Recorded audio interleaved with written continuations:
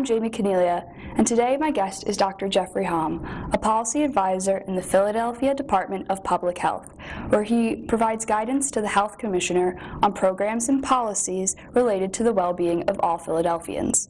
His present focus is on substance abuse, in particular issues with access to treatment and overdose prevention. He is also a board-certified internist and on the medical staff of the Crescens VA Medical Center in Philadelphia.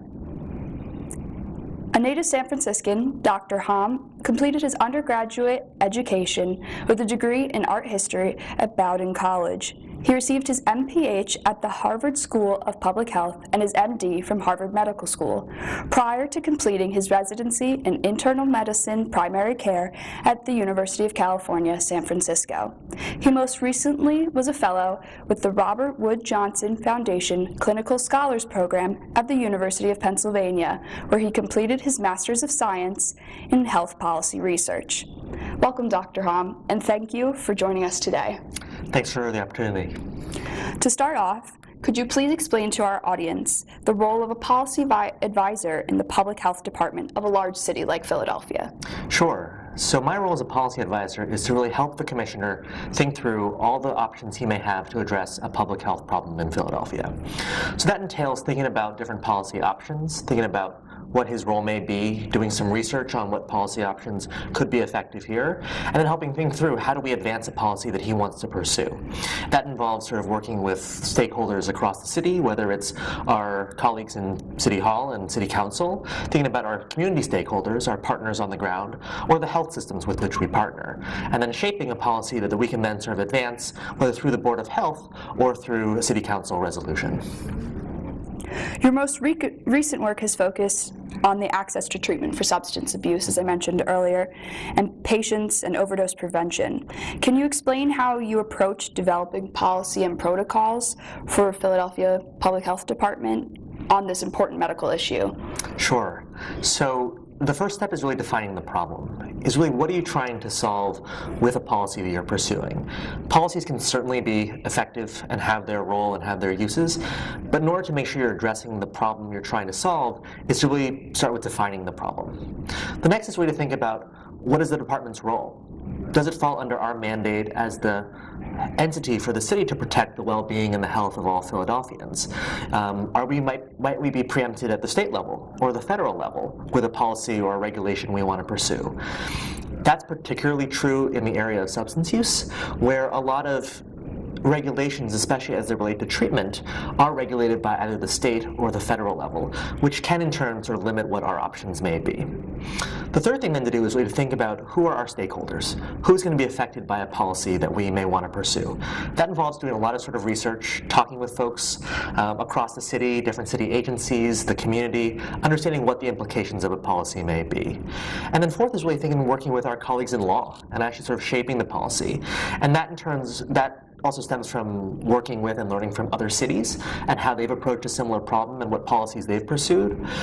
We recognize that we can't just wholesale import a policy from another city, though, and so it really involves thinking about what will work for Philadelphia in the context of the greater state of Pennsylvania and sort of in the federal climate in which we operate.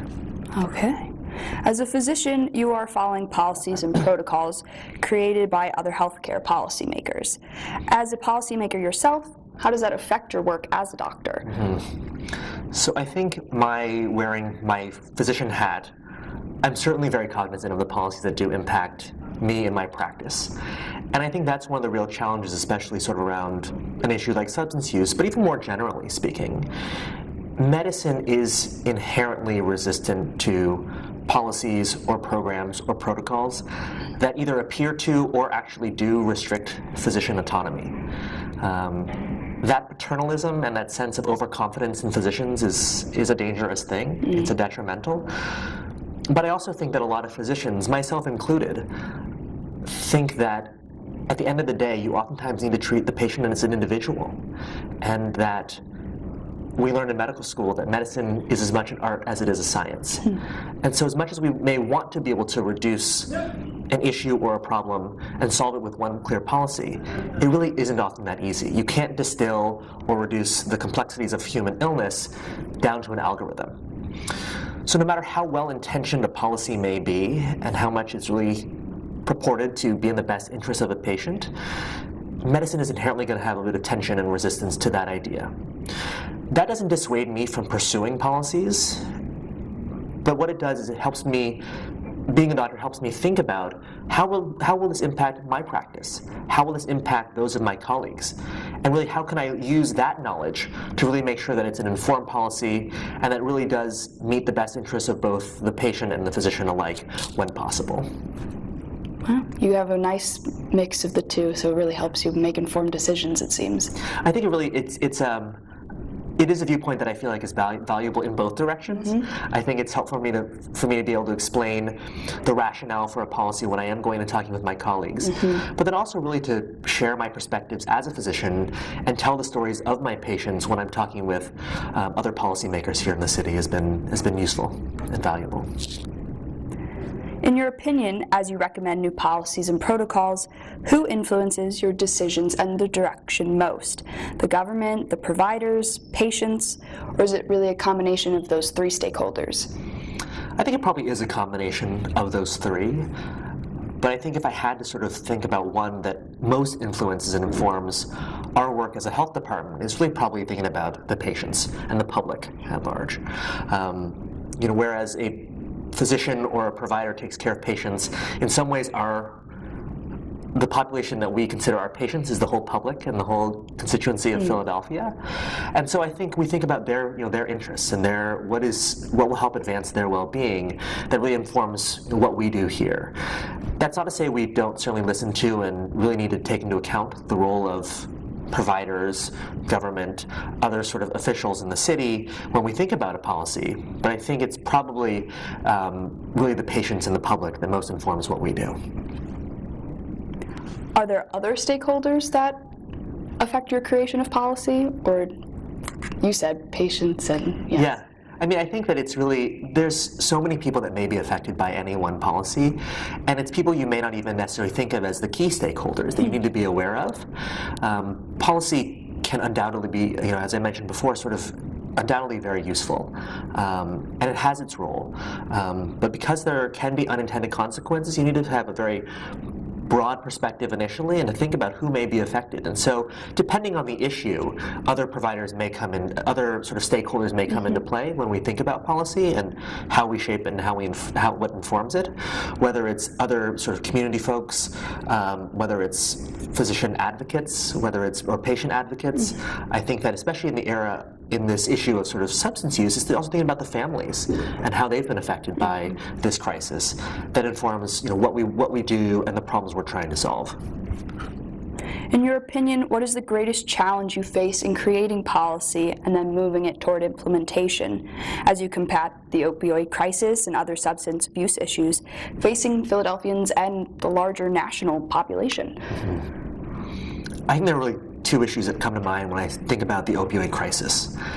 The first of which is it's sort of a unique problem from a public health perspective in that the medical profession itself has had a role in creating the problem that we're now also trying to solve. For decades, there has now been evidence that over a period of decades, pharmaceutical companies and the way that they marketed and pitched these drugs to doctors really influenced their prescribing patterns.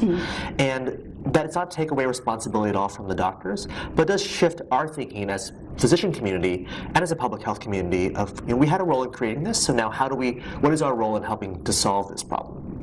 But where that also comes into challenge then of thinking about the medical profession's role is that issue that I mentioned before, that especially around access to treatment, medication-assisted treatment like buprenorphine or methadone, really evidence-based treatment modalities are regulated either at the state level, sort of licensing, or the Department of Drug and Alcohol programs at the state level, or the federal level with the Drug Enforcement Agency. And thinking about what are we able to do as a city that doesn't necessarily get superseded or preempted by regulations and laws that already exist at these other levels. So we do our best as a city health department to work with our colleagues up in Harrisburg to communicate our perspectives and our interests in helping them sort of shape their own policies up there, recognizing that in some cases it's out of our hands, which poses a great challenge. In the context of your question, which I think was a good one, is really this idea of stigma. A year ago, Mayor Kenny's task force released a report where 18 recommendations were made for what the city and its partners could do to address the opioid crisis. They're all very good recommendations. There's a lot of evidence behind them, but the success of so many of them depends on our approach to addressing substance use disorders in general. So opioid use disorders are getting a lot of the publicity now, but really substance use disorders are a big issue that are confronting Philadelphia, Pennsylvania, and the whole country. And the way we have historically approached substance use disorders has been one from a moral standpoint, a moral failing. When really we know now that there's a lot of evidence showing this is a chronic medical condition and we need to treat it as such. But it's providing that education and making sure people are understanding of that, the medical nature of this, and how there really are medical treatments for substance use disorders has been a challenge, and I think will continue to be so, but one that we are, certainly from a health department perspective, continuing to work on. Education seems to be key in a lot of issues. I think you're right. I think that there's so much opportunity, I think, especially sort of in substance use, to make big differences, but it does come down to making sure people are informed and aware of the issues, aware of the potential solutions as it relates to policy, but also programs as well. And so I think you're right. It does come a lot back to education. And finally, you obviously recognize the value of good healthcare policy making. In your opinion, what are some of the guidelines that you can share with our audience of future healthcare administrators about how to create policies and protocols that will be accepted and followed by their intended audiences? I think the first encouragement or recommendation I'd have for students pursuing this, which I'm so appreciative of and grateful for there's interest in this sort of field, is this idea that was more described as sort of in the issues around climate change, but thinking globally and acting locally. That holds true actually in a lot of healthcare and public health policy as well. And I say this because I'm fortunate to work in a big city health department where we have great relationships with people across the country. You don't necessarily create policy in a vacuum. You can learn from others, and public health policy is remarkably collaborative, in my opinion. It's very different from my perceptions of academia. I have great friends who work in academia, but it's inherently competitive. You are searching for grants. You're trying to be the first one to publish something. Public health is a little bit of a different field where we are trying to do the best for our constituencies wherever we're located. And so there's an opportunity to really learn from people from across the country, learn what they're doing. That's sort of the thing globally side of things. But then the acting locally is bringing back some of those really good ideas and then thinking about how does this fit into your demographics and your constituencies. You know your environment's going to be a bit different, so tweak it. And so that's sort of the acting locally part of health policy. But it's to really remind folks that there are a lot of good people who are really eager to help address these big problems in a collaborative way. And so I'd encourage people to sort of think about their larger networks and who they can learn from as they're thinking about a policy. The second thing would be really to think about the role that both data and personal stories has in policy making and advancing policy. When you've got a policy in hand, of how are you pitching that and how are you advancing that, data is so important. And so to think about, where have policies worked before, why have they worked, what is the evidence that supports them. But data may only go so far in the minds of some policy makers, some who just may not have as much interest in data, or maybe a bit skeptical that it would necessarily work here. And so if you can marry that, or if you can pair that with personal stories about how the problem has affected a group of people and your policy may be a solution to that, and being able to share and articulate those stories can be really powerful in helping advance a policy. And the third thing I would say is be persistent. Policy making can be hard. There will be people who, especially if your policy, if your proposal is a big one and could have major implications, there will be people who will oppose it, who are just content with the status quo.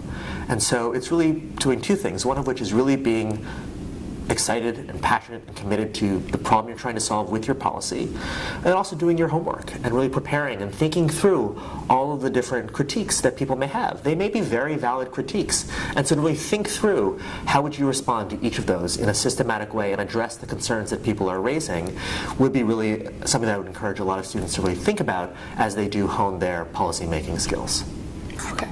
Thank you, Dr. Hom, for giving us this inside look into Philadelphia and the public health department and how you make these different policies combined with your physician background.